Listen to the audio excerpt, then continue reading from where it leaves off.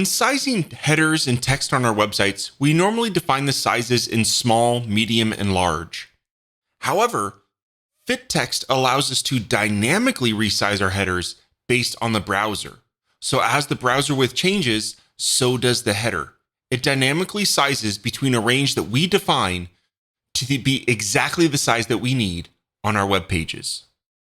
Now, FitText comes with two different stacks. We have FitText and FitText JS.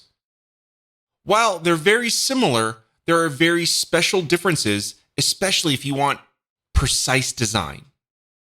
FitText uses pure JS to resize our headers fluidly. However, FitText JS will always ensure that the header is exactly filling the container that we want. So if that is a design element that you're looking for, FitText JS is exactly what you need. Now, not just with stacks, we all love swatches. So we have both FitText and FitText JS versions in a swatch format so we can apply it to our headers and text stacks.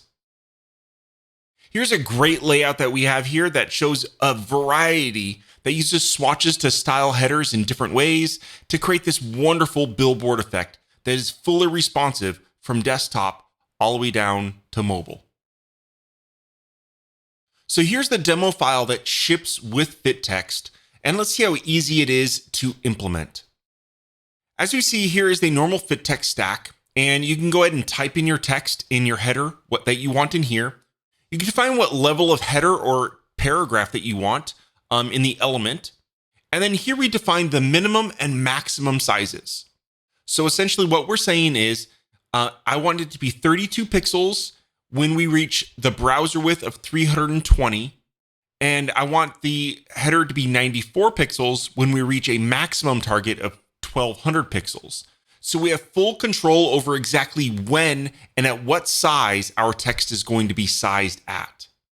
Now, depending on your theme, you might need to use this little force button, and that will force the style no matter what the theme or other stacks are setting it to be on the page. FitText JS is pretty much almost identical. We have the same exact minimum and maximum values.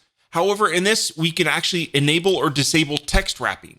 So when the browser gets down to the smallest size, do we want to allow the text to actually wrap and break lines?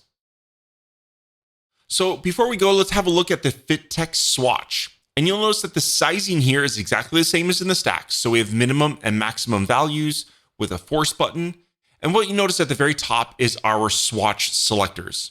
So the easiest way to do this is just simply add in a class here.